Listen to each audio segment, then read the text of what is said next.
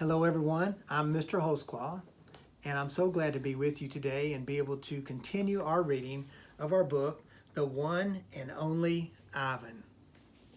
Today we begin on page 229, Interview.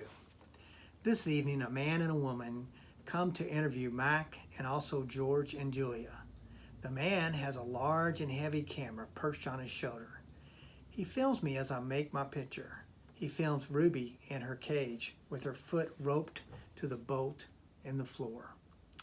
Mind if I take a look around, he asks. Mac waves a hand. Be my guest. While Mac and the woman talk, the cameraman walks through the mall. He pans the camera right, left, up, and down. When his eyes fall on the claw stick, he stops.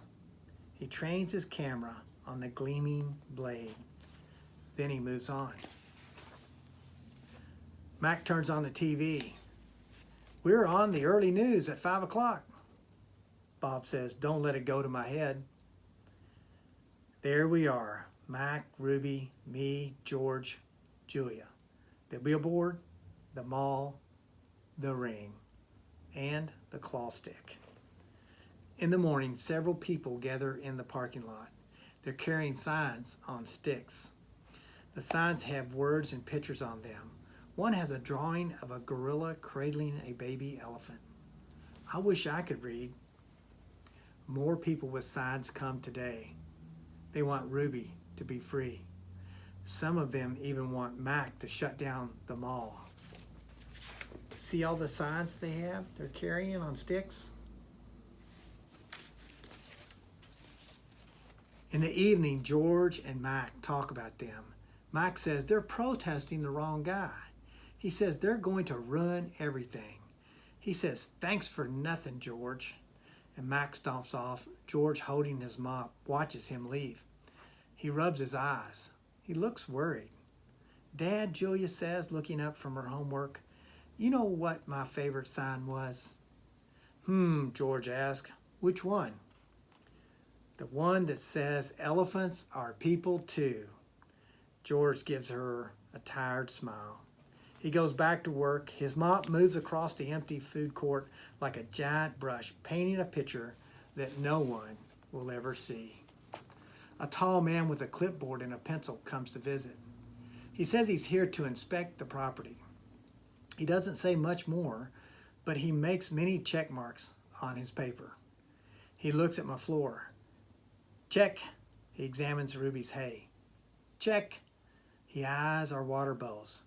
Check. Mac watches him, scowling. Bob is outside, hiding near the dumpster. He does not want to be a check mark. Every day there are more protesters and cameras with bright lights, sometimes the people carrying signs about Free Ruby, Free Ruby. Ivan, Ruby asks, why are those people yelling my name? Are they mad at me? They're mad, I say, but not at you. A week later, the inspecting man comes back with a friend. A woman with smart, dark eyes like my mother's. She has a white coat on, and she smells like lavilla blossoms. Her hair is thick and brown, the color of rotten branch, teeming with luscious ants. She watches me for a long time. Then she watches Ruby. She talks to the man. They both talk to Mac. The man gives Mac a sheet of paper. Mac covers his face. He goes to his office and slams the door. Something strange is happening. The white-coated woman is back with other humans. They place a large box in the center of the ring. It's ruby-sized. And suddenly, I know why the woman's here. She's here to take Ruby away. The woman leads Ruby to the box. She places an apple inside. Good girl, Ruby, she says kindly. Don't be afraid. Ruby inspects the box with her trunk. The woman makes a clicking sound with a little piece of metal she is holding in her hand. She gives Ruby a piece of carrot. Each time Ruby touches the box, she gets a click and a treat. Why is she making that clicking noise? I asked Bob. They do that to dogs all the time, Bob says. I can tell he doesn't approve. It's called clicker training. They want Ruby to associate the noise with the treat. When she does something they want, they make that noise. Great job, Ruby, the woman says. You're a quick study. After many clicks and carrots, she takes Ruby back to her cage. Why is the lady giving me carrots when I touch the box? Ruby asked me. I think she wants you to go inside, I explain. But there's nothing inside, Ruby says, except an apple. Inside that box, I say, is the way out. Ruby tilts her head. I don't get it. See the picture of the red giraffe on the box? I think the lady is from the zoo. Ruby, I think she's getting ready to take you there. I wait for Ruby to trumpet with joy, but instead she just stares at the box in silence. I'm not sure you understand. That box might be taking you to a place there are other elephants. I say, a place with more room and humans who care about you.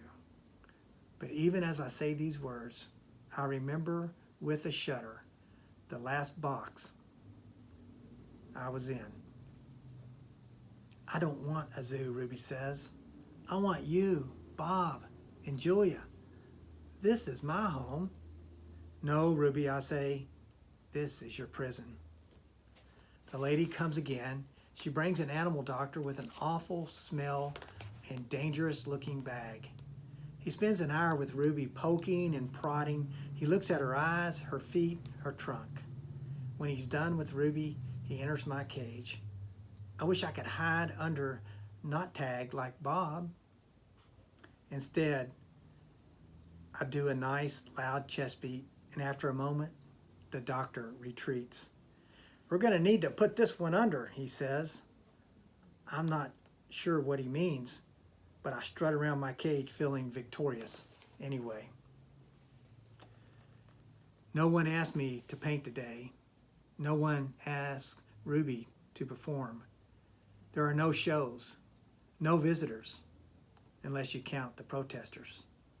Max stays in his office all day. I wake up from a long morning nap. Bob is on my belly, but he isn't asleep. He's watching the ring where 4 men are placing large metal box. It's me-sized. What's that? I ask, still blurry from sleep. Bob nuzzles my chin. I believe that box is for you, my friend. I'm not sure what he means. Me? They brought in a bunch of boxes while you were sleeping. Looks to me like they're taking the whole lot of you, he says casually, licking a paw. Even Thelma. Taking? I repeat. Taking us where?